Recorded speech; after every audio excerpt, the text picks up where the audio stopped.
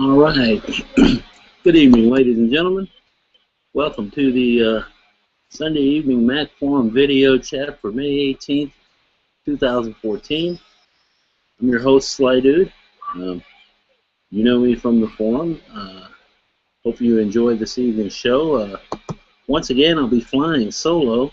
A friend of mine had a couple people lined up, and they were not able to join, but it looks like Van and Rad Dave are out enjoying life at the moment, so hopefully they will have a lot of fun this evening and hopefully be back with us next week. I enjoy doing the shows one way or the other, but it's always nice to have a little bit of company. Hope you do enjoy the shows, and don't really have anything particular on the agenda for tonight. But a couple things occurred to me this week, though. One of the things that I noticed just today, I was talking to a friend of mine. He's been on the show once before. I was talking to a buddy of mine named Ken, and Ken used to, when he would connect with me, because he's lived in a couple different cities across the country, when he would connect, in his old PC using days, he would use Skype. And he was one of only 2 or 3 people that I knew that used Skype. That was the only reason I kept Skype on my computer. Well, as he's migrated to using first the iPad and now the MacBook Pro, he's moved away from Skype and into FaceTime. And up until Ken moved to FaceTime, I had not really played with FaceTime very much. I played with a little bit with audio chat during using iChat when I was doing the Mac OSG podcasts, but I had not really played around with video chat very much, and particularly under FaceTime. Well, one of the things that I noticed today about FaceTime, and I think I've known this in the back of my mind, I just hadn't noticed it. I normally put on my headset and all of that before I make a FaceTime connection. Well, today, I was wearing my headset, tried to connect with Ken. I had my headset on at the time, and I noticed that as soon as I tried to, quote, dial, unquote, the call, iTunes kind of silenced itself. And when the call didn't go through, iTunes came back up and played nicely. Well, I took my, instead of taking my headset off like I normally do after a FaceTime chat, because I was listening to iTunes, I still had the headset on when Ken called me back. And I was quite, for lack of a better word, surprised when I discovered this is a neat little piece of design work. Think about this. When you make a FaceTime call, if you're doing something like iTunes in the background that you also using your audio, that audio gets sort of brought down to a lower level. If the call connects, then that audio goes away so you can focus on the person that that you're talking to. Whereas if they're not able to join at that time, the call didn't go through, then the audio comes back up on your iTunes or whatever it was that you were listening to. That's a neat progression there. It doesn't require you fiddling with the volume, which is something that I'd gotten used to having to do with some other programs. So it's a neat little thing, and a lot of the Apple programs have some feature like that that you only appreciate one day under certain specific set of circumstances, and you suddenly go, holy cow, that's a smart idea. 2 of my favorites at the moment, I mean, this one is good. I like that approach to FaceTime. But the 2 of my other favorites are both when you deal with smart folders and also the whole smart technology setup in OS 10 and iOS. Smart folders, smart playlists in iTunes, smart groups in contacts. All of these things, which kind of follow a rule, that help you, attempt to help you. Another one that I like, works well for me most of the time. Data detectors. And a data detector, for those of you that are not familiar with it, is a lot of programs try to, if you have some bit of information, say in an email or in a note, and you tap on it, it tries to parse it out to the appropriate program. So if you got a series of numbers that are in date format, that information will generally get parsed out to the calendar program. If you have something that looks like it's formatted along the lines of a data, an address, for example, or a phone number, that's going to get parsed out to the contact program, because that's probably where you're going to want to put it.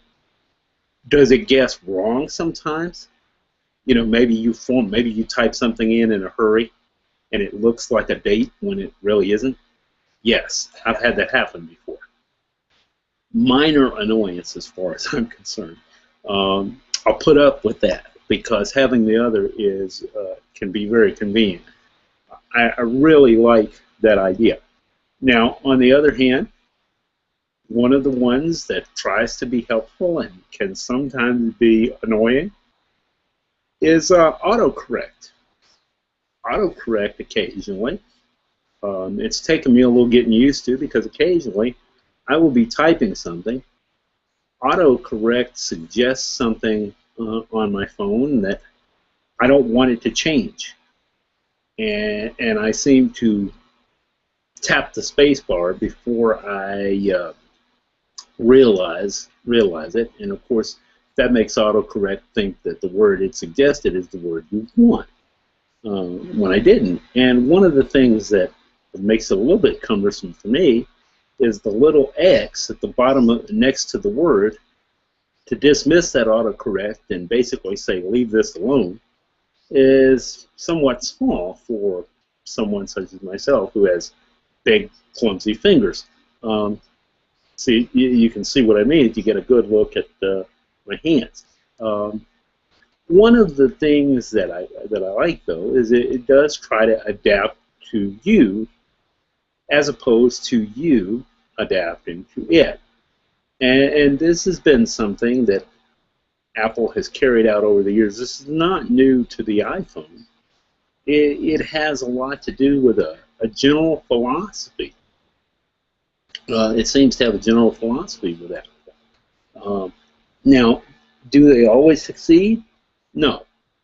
But the general philosophy seems to be let the technology adapt to the user as opposed to the user adapting to the technology. And just to give you an example, back in the day when the Newton was Apple's PDA option, handwriting recognition on the Newton tried to adapt to the way you wrote specific letters. Whereas if you had the Palm Pilot, the Palm devices, not just Palm Pilot specifically, but the Palm series of devices, if you had those, you had to learn its way of making a letter. You had to make the letter the way that they wanted. And it's much nicer to have the machinery, the technology, adapt to you as opposed to you adapting to the technology. Hopefully that trend will continue.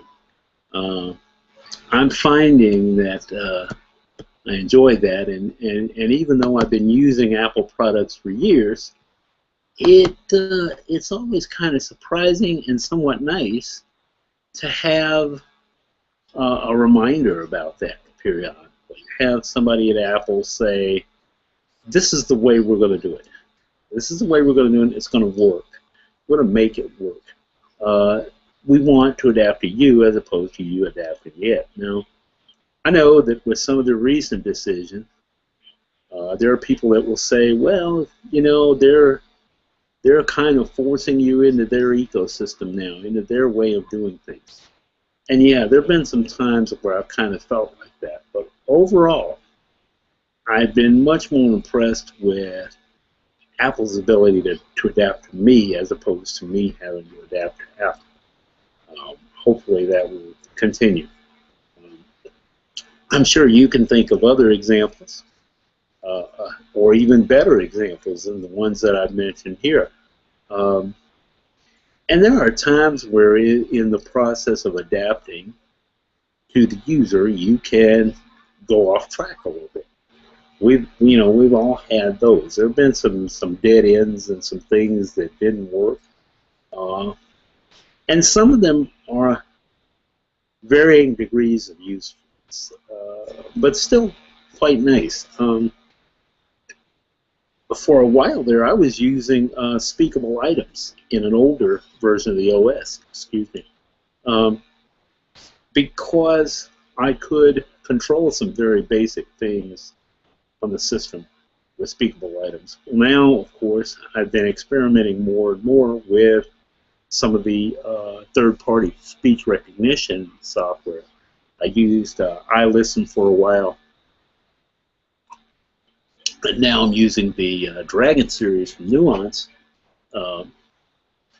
and that's good. And so far, that has been working very well for me. Probably will get better as I use it more. I'll let you know. I'm going to be working with that over the summer. I'll let you know. I have a project in mind that I'm going to be experimenting with over the summer. I may keep you posted on that as we go along, because it'll involve something that you could easily do with your Mac. Of course, you could do it under Windows. You could do it under virtually any operating system, but it's I think I'll enjoy it more doing it on a Mac. We're going to take some photographs and create something that we can pass on to other family members. We're still working out the details of exactly what we're going to do and how we're going to do it. But I'll let you know and maybe discuss some of the ins and outs in a future Mac Forum blog post. I'll let you know. It's been a while since I wrote anything for the blog. I'm overdue for some stuff. And I've kind of been experimenting a little bit over the last couple of weeks, just here and there when I have 5 minutes, 10 minutes, experimenting with AppleScript, which if you added up the total amount of time that I've spent with AppleScript over the years that I've used Apple, it probably adds up to no more than 2 weeks. Experiment here and there, and generally speaking, what I've learned, I've done by looking at code that someone else has written and saying, okay, now I understand how this command works. Let's see if I can use it to do what I want it to do.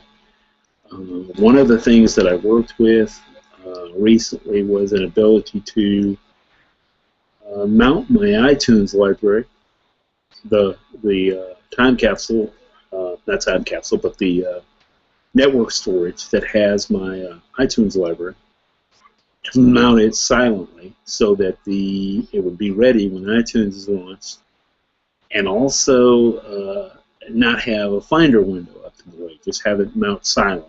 In other words, with that Finder window closed. Got that working. I was kind of pleased with myself, and then all of a sudden, I hit upon something recently that it is causing a problem, or has caused a problem, rather. So, guys, file the following story under "We as forum moderators do these stupid things so you don't have to." Okay? I didn't make a mistake. I did it for you guys. Okay? Let's just say, yeah, that's it. That's what it is. I didn't make a mistake. I did it so you guys would know what not to do. Let's just put it there, okay? You know, that's my wife doesn't believe that, but that's okay. You know, she doesn't accept my position as center of the known universe either, but that's a whole different issue. But what happened recently is I had added some new content to my iTunes library. I had a backup, and I ran a backup, and when I tried to do it from the Finder complained about some series of files already existing and stopped partway through the backup. Ran one of the folder sync programs and got something where, by looking at the size of the backup, it looked like everything was okay. But when you go inside the backup and look at individual files, some folders were empty when they shouldn't have been. So I tried to run a different piece of software and get a good backup, and that wasn't working. Something complained. So what I did, here's where the bad part comes in. When you have a backup, even if it's an incomplete one, okay, don't go deleting that sucker until you have something else in place. And here's why. When that backup was not complete, I realized, okay, I really need to run another backup, and I need to make sure I have a good one. And I didn't have enough drive space to run another 200-plus gigabyte backup somewhere. So what I did is I deleted the backup that I knew had problems. Well, there's only one minor little problem with that. That left me with what is known as a single point of failure. In other words, one thing goes wrong and you're left with nothing. Well, before I had a chance to make a good, valid backup, something went wrong. Namely, my NAS unit is now not being recognized by the Mac. Initially, it was that it would show up in the list. You could do the you could get it to show up, but then the share would not mount. And now it's not showing up at all. I originally attributed it to having initiated a situation where iTunes was going to move a bunch of stuff into the iTunes folder. That would have left me with two very large folders on that drive because it was predominantly video stuff. So right now I am at a point where my iTunes library is shot. The library file is there. I mean, all the pointers are there for the music. When you click on it, the music does not load because that drive does not load properly and mount up properly. Now, I haven't deleted the pointers because I'm hoping that what I'll be able to do is to resurrect that drive long enough to recover what's on it. If not, I'm going to have to painstakingly recreate my library based on a previous backup that I have on DVD, which is actually a couple years old, plus the fact that stuff that I have purchased from iTunes, most of that is available now when I log into my account. There are a few things that I won't be able to restore that way. If you're a longtime reader of the forum, you know, for example, that if you download something from iTunes and later you have to go back and get it, you can do it. It shows in your purchases. The problem is that over time, something that was in the library may not be in the library now. I had that problem with a compilation of Woody Guthrie music.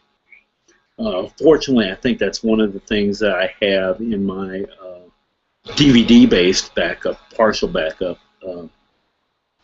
But what you have there is essentially I won't be able to retrieve that piece of information from the iTunes store, even though that's where I purchased it from, because that's not in there at the moment, or at least it wasn't a few months ago when I looked. Usually that's some sort of digital rights issue with the publisher or the artist or whatever. The agreement that let them put it in the iTunes store has expired or whatever, and so you end up with looking for something and none of the songs are there, or only one or two of the songs are there. So the moral of this story, guys, yes, I swear that I did it so you guys would know what to do. That's my story, and I'm sticking to it. The moral of the story is, even if you've only got a partial backup of something, don't delete that until you know that you've got something else, some other degree of redundancy in one of it. Because it's not good to have to put yourself in a position where you have a single point of failure. You're down to a single point of failure. And I knew that. I just had no idea this drive had been performing quite well. And I had no idea that it was going to go down before I had an opportunity to complete a backup, and just hit the wrong button, started a huge transfer, copying from one folder into the iTunes folder, and the next thing I know, what was roughly 100 gigabyte of free space is down to 18 or 19, and that's still a lot of free space, but the copy was not complete, and all of a sudden the drive is dead or malfunctioning. Let's put it that way, because it's not. I don't know that it's completely dead at this point. If I go into the web-based interface for the drive, it tells me that the drive is nearly full, but will not show me anything as being shared, and therefore it's not popping up. So I've got some troubleshooting to do as time permits. There'll be another couple of days before I can do that, because we're at the point now with the end of school year approaching, and I've got a ton of other things to do, so it'll be a while before I can experiment with that. One of my projects over the summer, by the way, I know we've been promising this for a while and hope to get it off the ground at least a couple of times this summer, is to do a video chat featuring some of our European and Aussie buddies. Perhaps we can twist an arm and get Tattooed Mac or Harry B or a couple other guys involved. Maybe pick a time a little more conducive to our European and Aussie participants and get them involved, because there are several guys that we could think of, because they're always making good, positive contributions to the forum, and it's always good to have new faces involved in the video chat. That's always something that we've always kind of wanted to do. So if you have some suggestions for somebody that you'd like to hear from, let us know. Post it in the thread for this chat. The last chat, which I believe was 2 or 3 weeks ago, had some interesting discussion about alternatives to Google+. We're going to look at that, and it generated a little bit of not controversy, but a little bit of interesting comment about other ways that we might be able to do that. And if you've got ideas about what you'd like to see the video chat become, let us know. It's something that we're always looking at, because we want to have it drive participation. Sometimes we've had video chats where we started out ahead of time and knew what was on the agenda, and sometimes we've left it kind of free form as a conversation. I think there's a place for both. I'd like to know what you guys think. We're, as I say, we're always looking to kind of improve things. And before I forget, I meant to mention this earlier in the show. This is what comes from not having a rundown this week. I want to give a virtual tip of the hat there. There you go, virtual tip of the hat to one of our forum administrators, CWA107. He posted a note today that basically told us that he's going to be a little less involved as a staff member right now. He's got a lot of things going on, and didn't feel like he was able to put the time into the forum that he was comfortable with.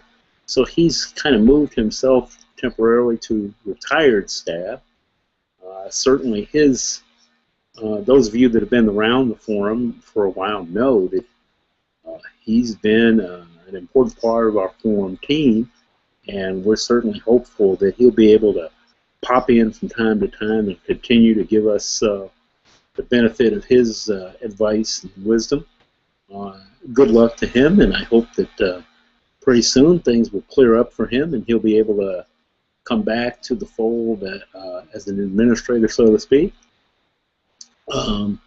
We have been, I must say, there have only been a couple of forums that I've joined over the years as I've done, that I've been on the internet. There's only been a handful of forums that I've joined, in part because the user community is flat out nasty on some, okay? I don't have time for that. Because it's too easy to get sucked into that and retaliate when you don't want to. And certainly that's not the impression that you want to leave. So I've generally avoided a lot of forums because of that.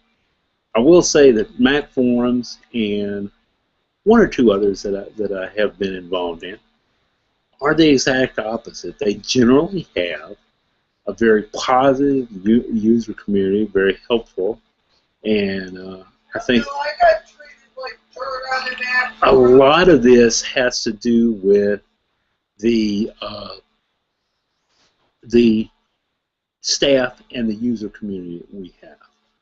My wife reminds me that although most Mac forums are a little bit nicer than some of the PC and gaming forums that she frequents, she's gotten some pretty rough treatment on a couple of Mac forums. None, not here, not at Mac Forum, obviously. Actually, on the Apple. But the situation I'm thinking of happened to have occurred on the Apple discussion board, which I find a little bit annoying, to be honest with you.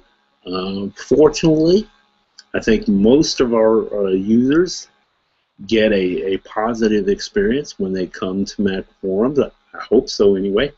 I know most of us try to make sure that we have a positive approach, with the exception of swinging the occasional band hammer at a spammer or two. And yes, we do still swing the band hammer occasionally. It's not something we'd like to do, but it's necessary once in a while to help keep our user community functioning in the way we like it, or functioning at all, really. You have to be able to say to somebody, okay, this is unacceptable, you can't do this here. So hopefully we'll keep it up, keep up the good work, both to our membership and to our admin team. I mean, this is one of the things that I like about being involved with Mac Forum is it's an interesting group of people, diverse group of set of experiences, and generally speaking, they're very helpful when somebody comes up and says, "Hey, you know, I did this to my Mac," you know. And of course, there are some questions that we seem to answer rather regularly. Right now, we're getting a lot of questions about the Maverick upgrade. Apparently, some people are having issues with it. Most of us, I think, have found Maverick to be pretty stable. The 10.93 update was released this week. I did not have a problem getting it installed on my MacBook Pro.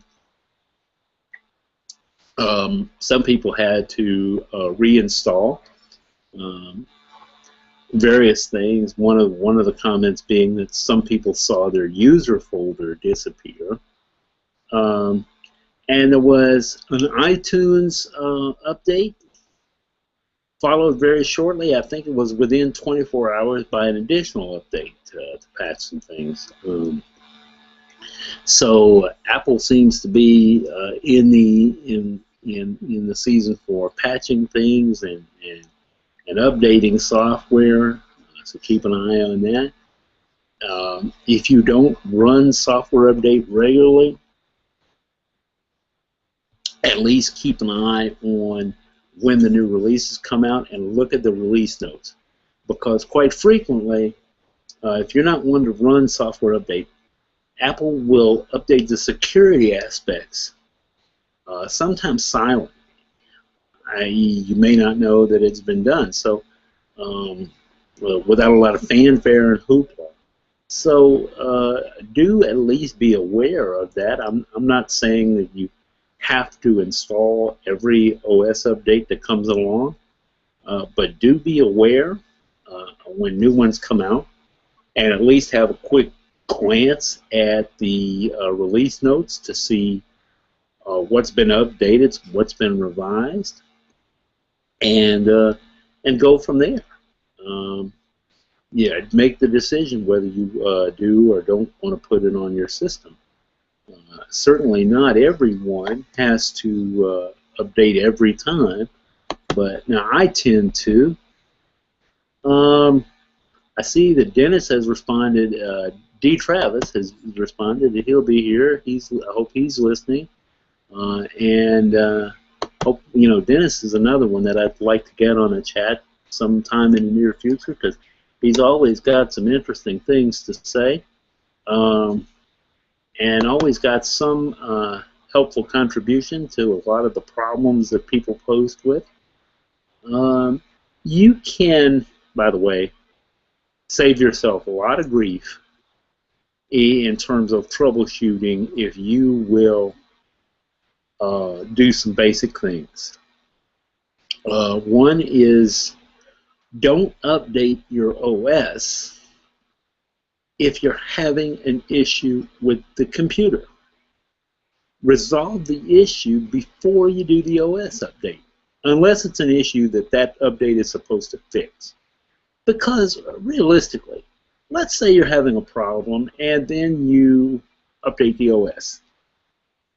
Now you don't know how much of the problem was compounded perhaps by the OS update. I've seen some instances where people have posted and said, hey, this thing, I did this update and it messed up my system. And then when you start asking, you discover that the system was messed up before they did the update. So you got to give a little bit of thought to how you do things. It's always helpful to have a second user account.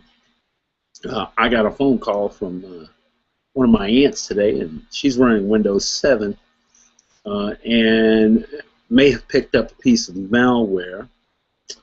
And this particular one, don't ask me the name, I try not to remember those kinds of things for very long, but one of the things that I noticed about the possible fixes for this piece of malware is to log into a different account as a means of moving it.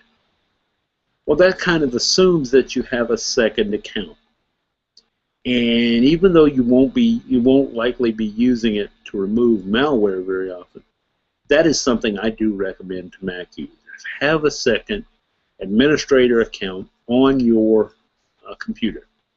In the last show we mentioned that some of us are providing tech support basically for family members who really just want to use their Mac. They don't want to spend a lot of time troubleshooting, don't want to work out and memorize all of those things. Well, if they forget their administrator password, there are ways around that. But one of the easiest would be logging into a second user account and then using that to fix the primary account. I have one on my account, and I keep that second user account as close to pristine as I can get. In other words, I don't have mail configured on that account. I don't plan on sending email out of that account. I do have Safari up and configured because I can log into that account and try to get on the web and look for solutions to problems. I've got some other things configured and ready to go, but for the most part, I keep that account clean so that I can log into that account, make changes to the system, log out, log back into my primary account, test it, see if it works. It's not a perfect way to approach things, but it does get you a good idea sometimes of what the problem is. If you encounter a problem and it's confined to one user account, that kind of lets you know that it's not a system-wide thing. It's something that's specific to or unique to some setting in your account. That's always a good thing to know. A couple other things I noticed this week in the Mac world. We seem to see a lot of things where we're still getting people asking questions. You know, what do I do if I don't have my disks to start? The whole idea of starting getting a computer functional without having a DVD. A lot of people are still getting used to that. For so many years, we could rely on using the DVD as a basis for troubleshooting. You know, boot from the CD and run disk utility. Boot from the DVD and run, disk utility, verify permissions.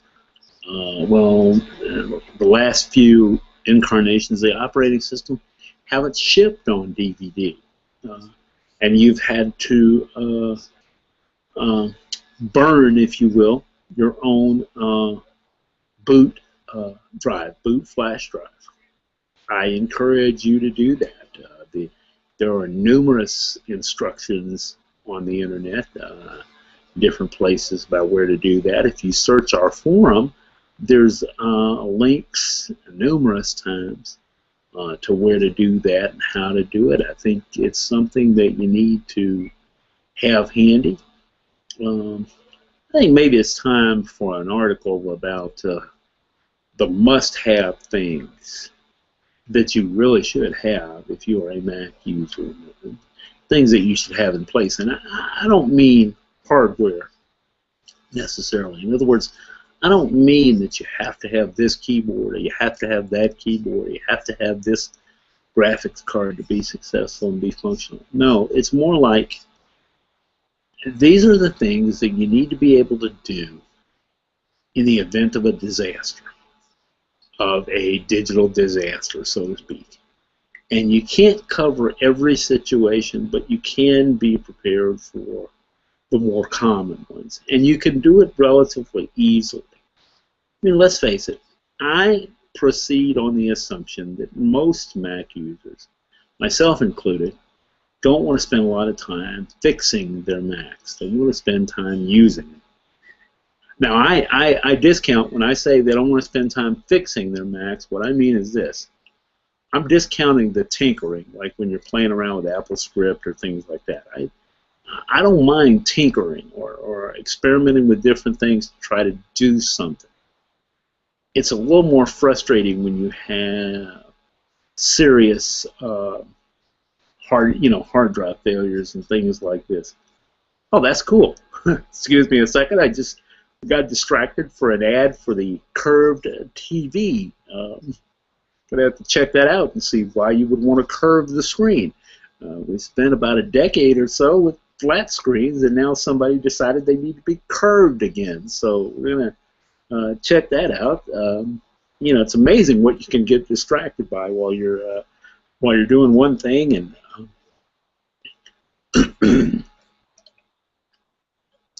one of the other things I want to be sure that I mention tonight, as far as Mac use is concerned, Uh, Keep an eye out over the summer. I'm sure there's going to be some related Mac-related announcements. Um, there's probably going to be, going into the fall, another iPhone announcement. No, I don't know when it's going to happen. My guess would be if they stay on target somewhere in October, but you know as well as I do that we at Mac Forums are not privy to that information. You know, it doesn't do you any good to say what's the new iPhone 6 going to be. We don't know, but it's always fun to speculate. The last couple of years, they've made OS revision releases in mid to late summer. Last year, I think they slipped a little bit into fall with the release, but the announcement about it came out midsummer. Keep an eye on that. I'm sure there's going to be something going on there, not necessarily OS related, but I'm sure you're going to hear something out of Apple this summer. Maybe give us an idea of what they're going to do. You know, maybe give us some kind of idea of what they're going to do as far as either hardware or software. I personally am kind of keeping an eye out to see for any hardware announcements. I mean, realistically, my MacBook Pro is approaching 6 years old. That's good for me. I mean, you know, that's pretty good, and it's still running really well. But, you know, you don't pass up an excuse to buy new hardware. No, I'm not going to put a glass of water above my MacBook and pray the glass falls. Okay, that doesn't work. The budget doesn't allow for that kind of experimenting, okay? I'm not suggesting you do it either. If you do it and it goes wrong and fries your system, don't blame it on me. I didn't suggest you do it. But, you know, hey, if you want to give that a try, that's up to you. But there's always something coming up coming out of Cupertino in the summer. There's almost always something coming out, either in terms of an actual product or an announcement of when a product is due. So keep an eye on that. I'm hoping this summer to, as I say, spend some time working on a project that's going to involve restoring some photos and doing some interesting things with those. I'll probably be posting some questions in the forum. So if you happen to see a question about photo restoration or the resolution to do things like that, and you know the answer, I'd appreciate your chiming in. After a while, you know, and then as I say, I'll try to keep you posted on that project and where we're going with it, and maybe you'll have some other ideas.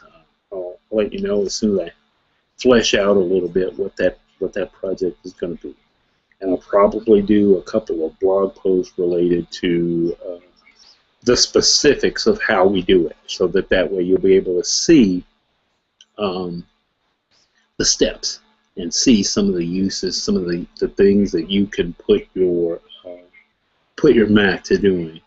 I think we need to periodically get away from things like grinding out spreadsheets and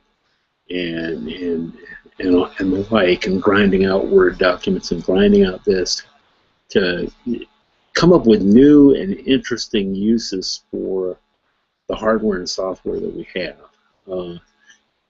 That means that those of us who spend a lot of time with Microsoft Word, maybe we need to branch out into iMovie or you know, something like that. And those of us that spend a lot of time with iMovie and toward the more, for lack of a better word, creative side, might, you know, get more familiar with the serious side of things. It's always good to kind of broaden your horizons a little bit. I don't know exactly what else I'm going to tackle this year. One of the projects that I have threatened to tackle for the last couple of summers, and I just haven't because it can be a very daunting task, is we have quite a bit in the way of craft patterns from magazines that it would be nice to have them digitally stored so we don't have the magazines taking up space.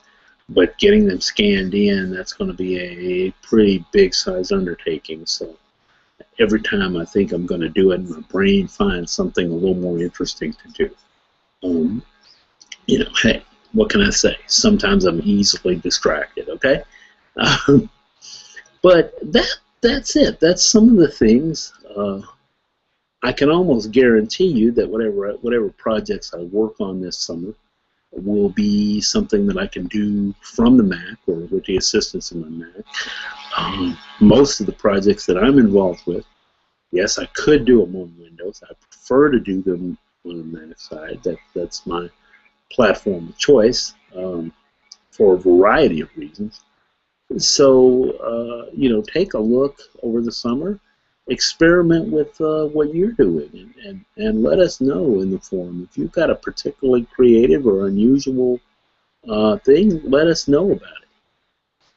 And I think that's going to do it for this evening for our Sunday video chat. I know it's a little shorter than usual, but trying to keep it. I do have a few other things going on tonight, so I wanted to make sure that I get those things done as well.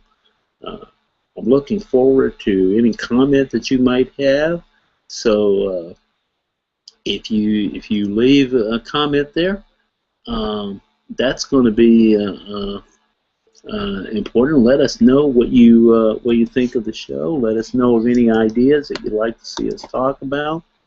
Every once in a while, we find something interesting that comes out of a discussion that members start. So if you, I'm hoping that as we progress with the show, polish it up a little bit more, we'll be able to draw a little more attention and get you a little more involved in the show. And until next week, I'm going to call it a night for tonight. This has been your host, Sly Dude. You know me as Sly Dude on the forum. I'll be around next week, and hopefully the gang will be back and have some interesting things to tell us about their recent exploits. Until next week, I've enjoyed the show, and I hope you have too. See you next week on the Mac Forum video chat.